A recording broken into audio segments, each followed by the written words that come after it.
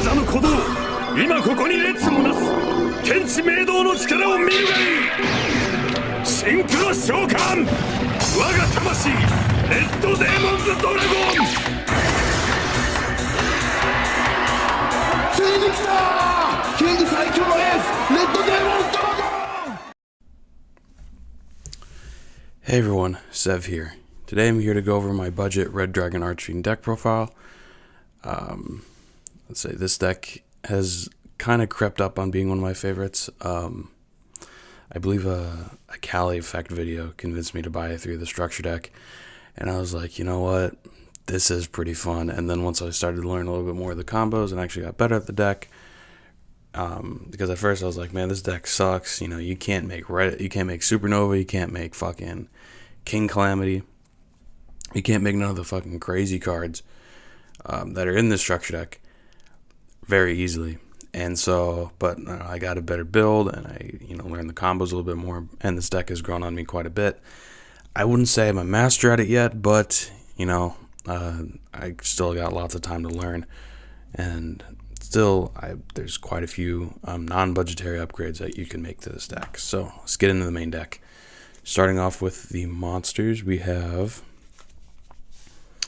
3 copies of Soul Resonator. This is your main starter, main searcher of the deck. I thought it was a little bit weird that they made it a level 3 and not like a level 2. Mainly because level 3 tuners are not usually seen in like level 8 synchro decks.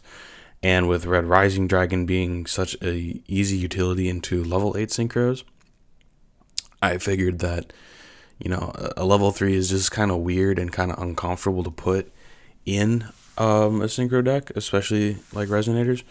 But I've actually grown to appreciate its capability for synchro summoning a lot the more I've used it. Like, you normal summon this, you grab a Fiend, most likely Bone Archfiend, but you grab a Fiend, and then you can go off in your synchro plays. You can reduce its level, with which Bone Archfiend's level modulation is extremely useful. And then you can make Red Rising, summoning back something from the graveyard, and you just go about your plays. So I've really grown to love this card the more like I've come to appreciate what it means for the deck and what it means for the combo potential. Then we have 3 Vision Resonator, the Resonator that other decks use. Very good extender, really. Basically rewards you for synchro summoning as well. Being able to add any spell trap that lists Red Dragon Archfiend, and being able to special summon it essentially for free. And not to mention, that's not an activated summon, so it doesn't activate in the hand. You just summon it, and the opponent either has to flip up a trap that deals with it as it's summoned, or just has to let you go, essentially. So Vision Resonator is really useful. Definitely one of the cards that I was just like, yeah, this is kind of crazy. Even like when the leaks came out about the structure deck, and the cards were like first, coming out and all that. Now, I thought I played 3 Crimson Resonator, and in my opinion, I still think that's kind of correct. But for some reason, I'm only playing 2. And when I edited this deck over winter break, I believe it was. 2 Crimson Resonator, still in my opinion one of the best Crimson Resonator monsters in the entire archetype. Basically, if you control no monsters, special summon it from your hand. And then if you only control a Dark Dragon Synchro monster, you can special summon any 2 other Resonator monsters from your deck. Again, this card is crazy. It gives you access to any Resonator you could possibly want. And I think that is something that is extremely powerful. And I would recommend playing 3 of this. So bump this up a copy. And if you want to play like Witch of the Black Forest, and you can play a copy of Effect Veiler with that too. So the Witch of Black Forest can search the Effect Veiler, and you're good to go. I'd play 2 Synchron Resonator instead of the 1. I find 1 is just not enough when you really want to, especially with its extension ability to be able to easily go into Hot Red Dragon Archfiend Abyss off of things like Scarred or regular vanilla Red Dragon Archfiend. Then Red Resonator, I'd move to the side. Its normal summon effect is not terrible, but its main utility is the life gain effect, and you can gain an insane amount of life from this card. Routinely, you can go up to like 10,000 on your first turn, which isn't extremely good because you don't really care about life points. You just care about putting up a good board of negates. But it is a level 2 level 2 tuner, so it does have its utility through that. Then 3 copies of the Bone Archfiend. Essentially just free extension, and it's recursive extension too. It's not like where some extenders, when it leaves the field, banish it. No, it just goes to the graveyard and you can use it again next turn. It only locks you into Dark Dragon Synchro monsters, which this deck does not care about. Also level modulates, which for RDA is extremely important. And this with Soul Resonator essentially is a 1 to 2 card combo that leads you into a red Supernova Dragon with, if you do it correctly, you can get 2 banishes from it, which is pretty cool. But that is if you do it correctly. But at minimum, you're getting a full board banish, which is still pretty crazy. And then 3 Wit to the Black Forest. Like I said, if you want to play this package, you could bump it down to like, if you want to remove it, you can. Like if you want to throw in the Bistials, this is your flex spot right here. You cut this. Here's your Bestial Lebellions, your Druid Worms, your Magnamut, your Baldrake, Serenir, whatever. But if you want to play Witch, play Effect Veiler. It's essentially just searching a free hand trap for the next turn. And then I'd play 3 of this because had some technical difficulties with my camera there, but I would play 3 Wildwind personally, but I'm playing a more pure version. If you're playing the Bistials, you can cut Wildwind. It's a very cuttable card, but it does add some recursion when it's sent to the graveyard. So if you already have everything you really need and you just want to send it off Bone Archfiend, you can send it off Bone Archfiend. Next turn, you can add any of your Resonator tuners from your deck to your hand by just simply banishing it. And then 1 copy of Obsessive Oovaloop. Now this card gets the maximum amount of usage when you have Dispatter to pair with it. However, going second, it does have some decent usage, banishing Synchro monsters, and then with Red Zone you can summon them back on the turn 3 in order to create more Synchro plays that can extend into possibly game, which most likely it is because we're playing a bunch of big dragons here in the extra deck. Then to wrap out the monsters, we have 3 Ash Blossom and Joyous Spring, and 3 Ghost Spell and Haunted Mansion. I think Ash Blossom is a little bit more of a no-brainer. Ghost Spell, I think if you wanted to replace this with like Nibiru, you could, or Impermanence, or Veiler, or whatever hand trap you see fit. But I think Bell might have a place, but I'm not too certain about that. I think it does because of the Snake Eye Fire King matchup, but if you want to, if you want to replace it with something else, you can. But if you want to keep it, go right ahead. And then for the spells, we're playing 3 Crimson Gaia. Insane Yu-Gi-Oh card, really. During the main phase, add something that adds. Just add?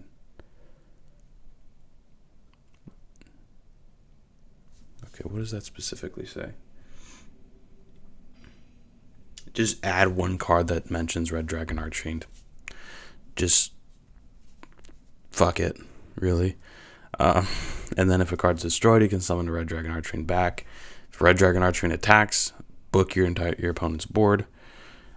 Insane continuous spell. Absolutely fucking crazy.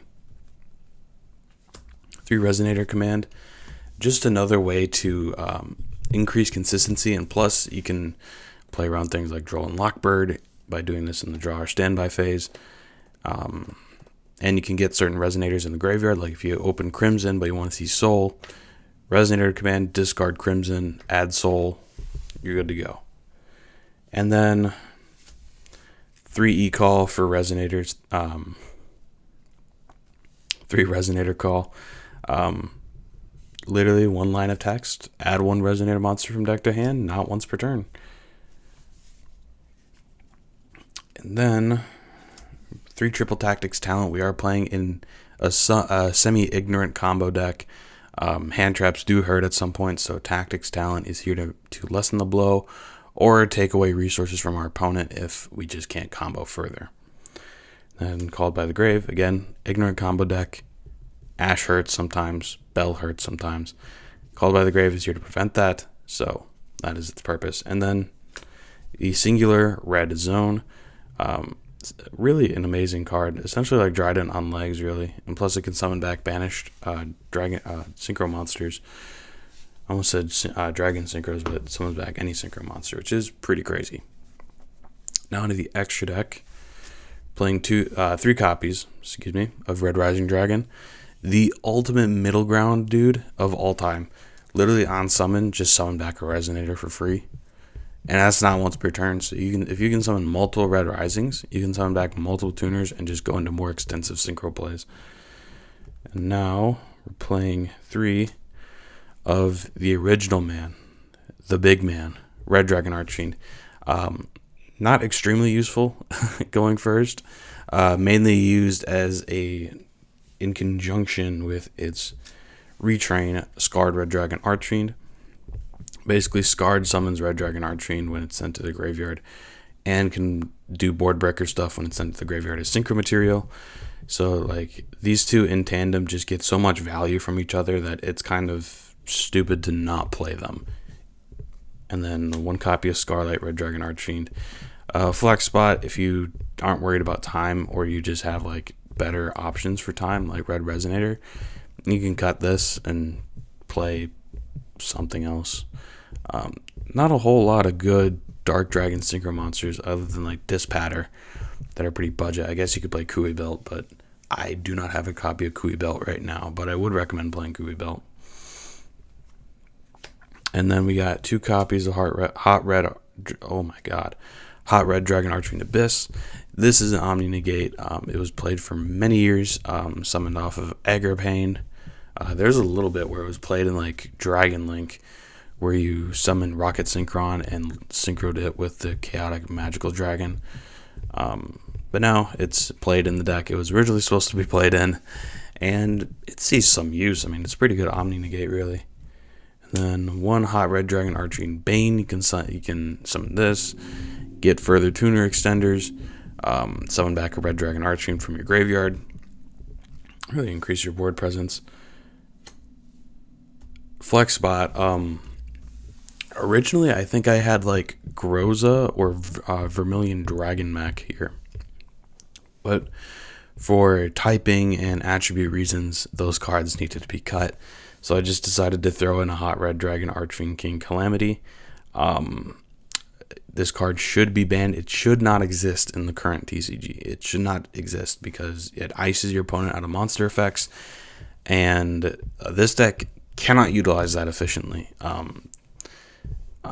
It can utilize it, but it can't utilize it on the opponent's turn, which is when it is most impactful and most efficient to use it on, unless you're playing like a really janky Bestial build with Etude of the Branded. But if you're playing that at that point, you might as well just play Centurion. It can do the job 10 times more efficiently and better than Resonators can, which is pretty ironic if you ask me. And then we got the main bad himself, Red Supernova. I don't know if it's just like whenever.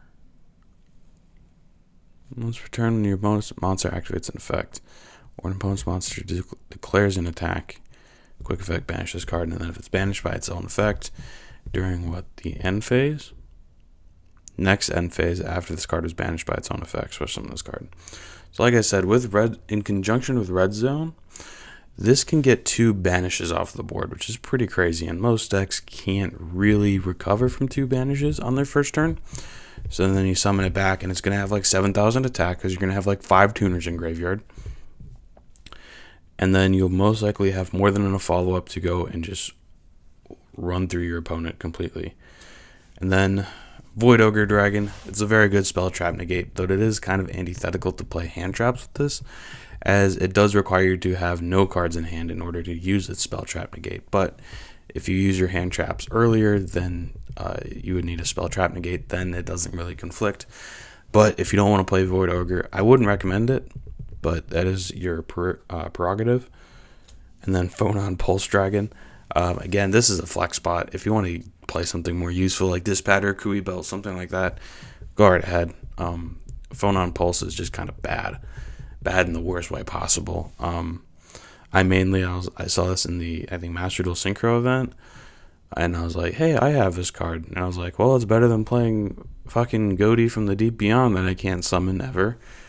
So I just said, screw it, let's play it, and I deeply regret it because I've quite literally never seen this card touch the board once. Alright, we'll get King Calamity out front, even though he probably doesn't see a whole lot of play in this deck. Alright, I hope you guys all enjoyed my budget Red Dragon Archfiend deck profile. Again, certain cuts like Witch of the Black Forest you could cut for the Bestial stuff, or you could cut for more of the Red Dragon Archfiend specific trap cards. I think like Fiendish Golem is one of them.